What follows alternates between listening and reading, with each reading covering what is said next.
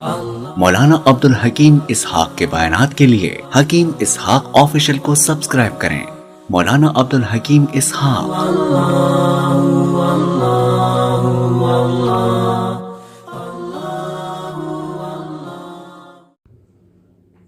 السلام علیکم ورحمۃ اللہ وبرکاتہ۔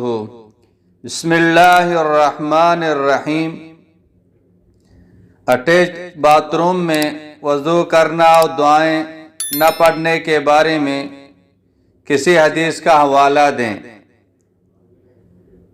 جواب یہ ہے، مشترکہ غسل خانہ اور بیت الخلاء میں جس میں داخل ہونے کے لیے ایک ہی دروازہ ہوتا ہے اور قضاء حاجت کی جگہ اور غسل کی جگہ کے درمیان کوئی دیوار یا کوئی آڑ نہیں ہوتی، تو اس قسم کے غسل خانوں میں وضو کے شروع اور درمیان کی دعائیں زبان سے پڑھنا منع ہے، کیونکہ درمیان میں آڑ نہ ہونے کی وجہ سے یہ بیت الخلاء میں پڑھنا شمار ہوگا،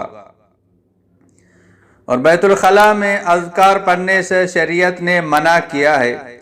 ایسی جگہ دل ہی دل میں زبان کو حرکت دیے بغیر پڑھنے کی اجازت ہے۔ البتہ اگر غسل خانہ اور بیت الخلاء دونوں ایک دوسرے سے ممتاز ہیں، دونوں کے درمیان کوئی دیوار یا پردہ حائل ہے اور غسل خانے میں گندگی بھی نہیں ہے، تو اس صورت میں وضو کی دعائیں زبان سے پڑھ سکتے ہیں۔ واضح رہے کہ اٹیچ باتھ روم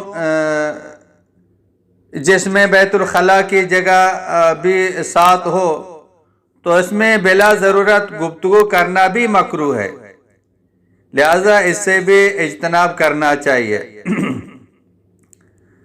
حدیث میں ہے،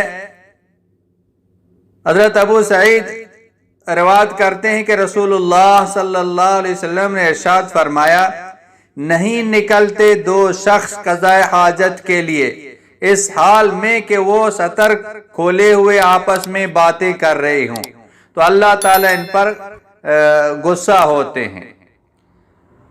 دوسری حدیث حضرت عبداللہ بن عمر رضی اللہ تعالیٰ عنہما سے روایت ہے کہ رسول اللہ صلی اللہ علیہ وسلم قضاء حاجت فرما رہے تھے کہ ایک شخص نے سلام کیا، آپ صلی اللہ علیہ وسلم نے اس کے سلام کا جواب نہیں دیا۔